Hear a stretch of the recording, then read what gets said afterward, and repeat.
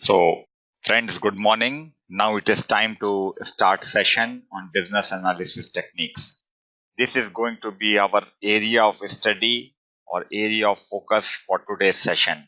And before I take you to the agenda of this session, let me formally welcome each of you again on this bright sunny morning. And let's start right away. Business analysis techniques. Techniques which business analysts employ and deploy while they work on the project or while they work on assignments. Let's start with the agenda of the session. These are the business analysis techniques which we will cover in today's session. They include six thinking hats method, strategic alignment, Moscow, Toyota A3 report, data dictionary and glossary, Porter's 5 forces framework, root cause analysis method, what next, and we will also cover techniques like SWOT, PESTLE, etc. Let's start with the popular technique, which is SWOT analysis. So SWOT or SWOT is an acronym for strengths, weaknesses, opportunities, and threats. So what we do for a given situation, we analyze strengths, weaknesses, opportunities, and threats before we arrive at a conclusion or before we take up a decision. So this is a classic example of a 2 by 2 matrix. While we were reading stakeholder analysis, we learned the stakeholder engagement matrix, which you can see in my video on stakeholder analysis. So stakeholder engagement matrix is yet another example of 2 by 2 matrix. So this 2 by 2 matrix, in which strength, weakness, opportunity, and threats are put in 4 quadrants, can be utilized for a detailed analysis. Then you can share your analysis with your peers and they can refine the same. Sometimes, please remember that your opponent's strength can be his weakness also. So many a times you can exploit the strength of the opponent by putting it upside down. So this is all about SWOT. I believe SWOT analysis as a word each of you would have heard on the job or while you would have been studying. Any issue which is related to a issue or a discussion on or a decision on a project or on your job can be put to SWOT analysis. You can even put to SWOT analysis personal decisions like whether or not you should continue in your job or you take up a full-time MBA program. Let's see what is the next business analysis technique on agenda. Next business analysis technique on agenda is PESTEL. PESTEL is an acronym where P stands for political, E stands for economic, S stands for social, T stands for technological, E stands for environmental, and L for legal. PESTEL analysis is very effective when we are doing analysis for a project. Let us say if your company wants to set up a greenfield project, say in Russia, you want to set up a software development company in Russia where your engineers will work out of a software development center in Moscow, and then they will be serving the East European markets or markets which are geographically closer to Russia. So then, if that is the decision, you can analyze your decision on these factors: political, economic, social, technological, environmental, and legal. For some projects, you see, environmental issues, for example, can be very high. So, the whole Sterlite plant in Chennai recently got closed due to environmental challenges. For yet another project, there can be social issues. So, there are certain businesses, so say for example, online gaming and online casino, that may make a perfect sense for a business in China or in some other country, but it is not socially acceptable in India. So whichever project you are in, whatever large decisions you are taking, you can apply PESTEL analysis to it. And then you can comprehensively discuss your situation or comprehensively analyze your decision on the basis of these 6 factors. So far we have covered SWOT, we have also covered PESTEL. Next technique on the agenda, which is my favorite technique, is 6 thinking hats method by Edward D Bono. Before I take you to 6 thinking hats method by Edward D Bono, let us allocate a little time on understanding how our brain functions and how thinking as an ability has evolved in human beings. You see, Western thinking methods are influenced by Socrates, Plato, and Aristotle. Western thinking methods propounded by Socrates and Plato are argumentative and judgmental. That means there will be argument among two parties, and he who will have the strong argument or a solid argument, that opinion will be taken as a better opinion. Aristotle systemized inclusion and exclusion logic. Even in India, the traditional Indian thinking also talks about Shastrarth.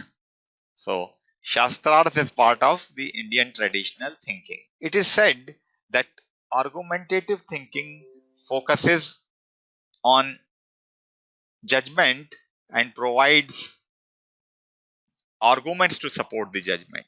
So, if a team, or if let's say 4-member team is deciding on some issue, we will argue with each other and then come up with the decision. So, thousands of years and centuries, our brain has now got tuned and trained in this manner. Edward D Bono suggests an alternative method. He says argumentative thinking leads to situation where people take opposite directions, they are reactive. So say if I give some suggestion, my other team members can intuitively find weakness in that suggestion. So Edward D Bono suggests a different method. Let us see what this method is.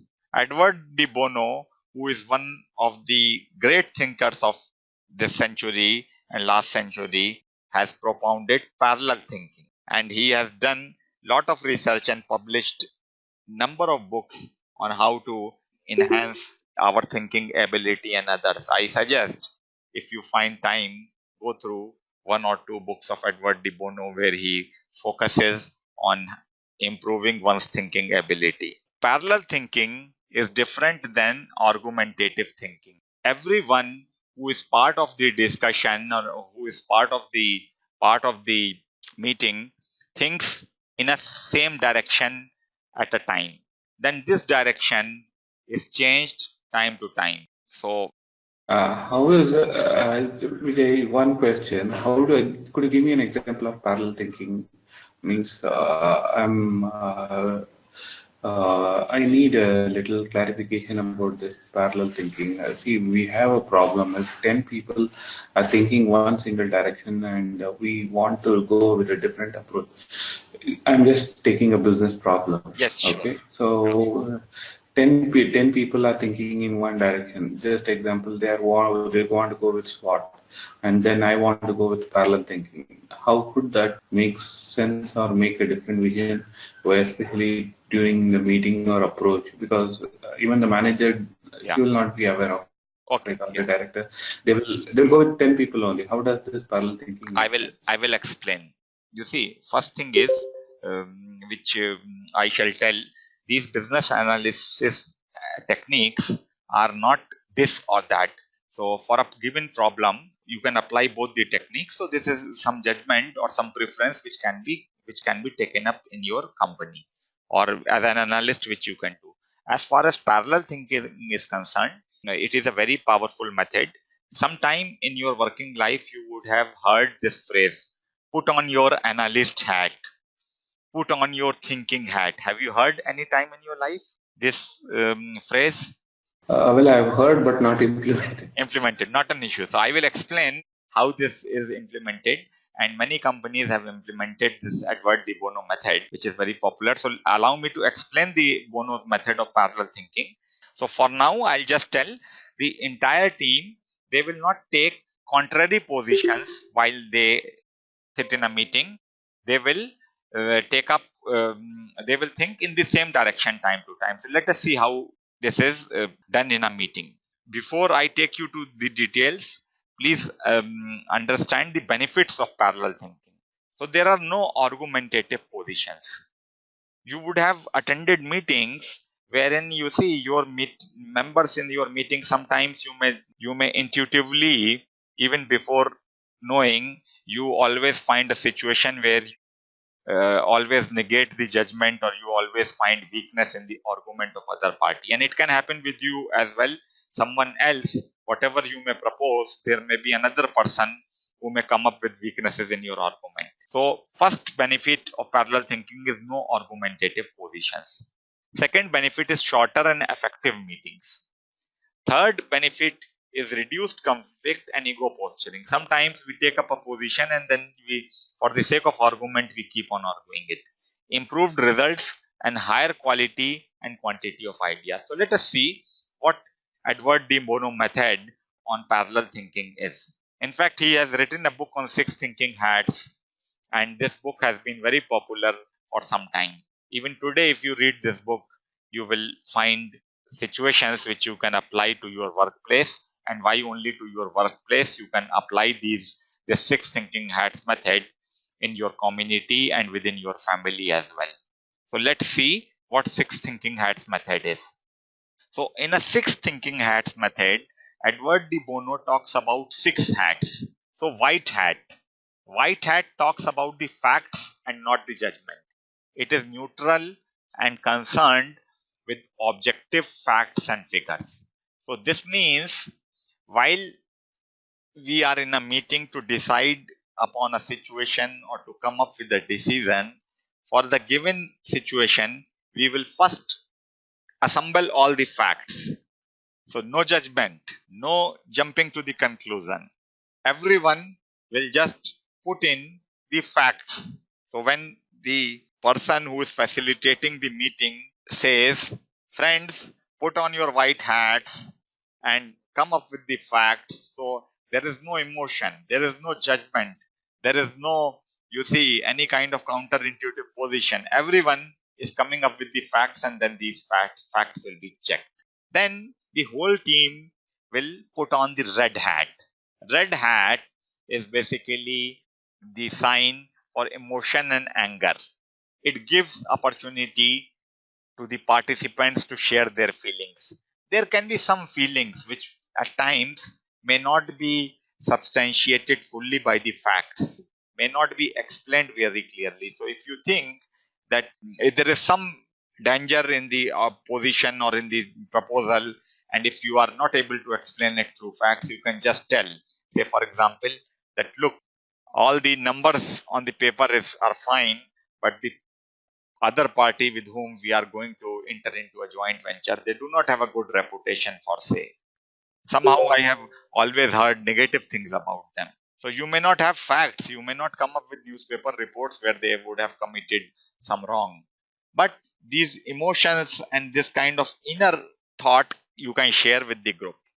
Then third hat, once the team is done with the red hat, the team will move on to black hat. Black hat is sober and serious. So that means whatever argument or whatever opportunity is there to exploit, everyone will check the weakness in that argument or weakness in that proposal. So no counter positions. The whole team will list down the points which seem in the opposite direction of the decision or opposite direction of the proposal. Then yet another hat is the yellow hat. Yellow hat is sunny and positive.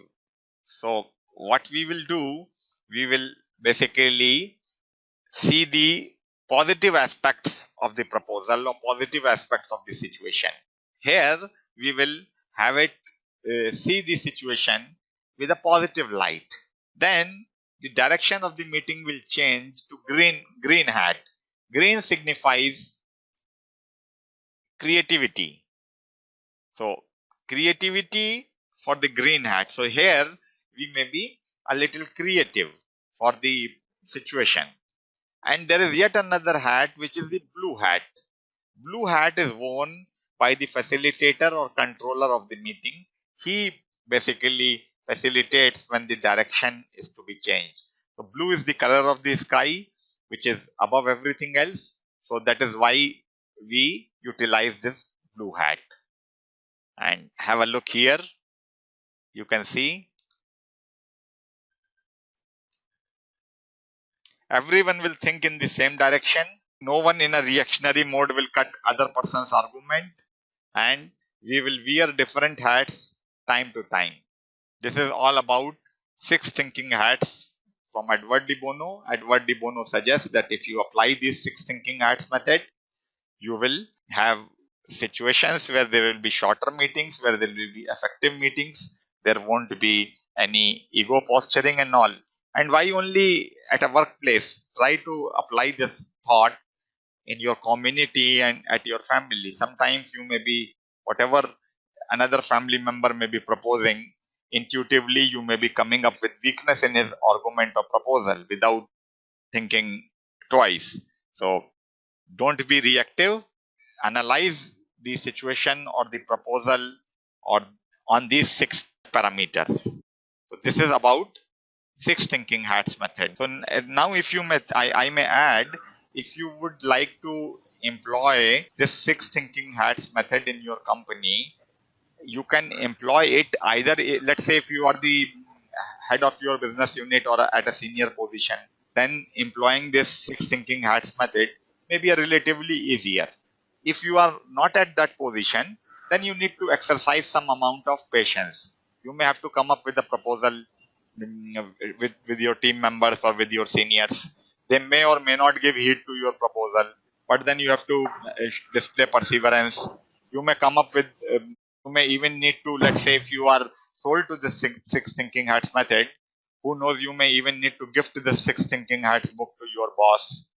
So anytime, whenever there is a good proposal or whenever there is an excellent proposal, it is not necessary that people accept it right away. So if you think it is good, if you think it is to be implemented, show some patience, show some perseverance, and then try to get this implemented slowly. But I can assure you, once it gets implemented, people will recognize your effort, and even beyond recognition, your company will benefit by employing and deploying Edward D Bono's method. Edward D Bono's method has been deployed at almost all the big corporations.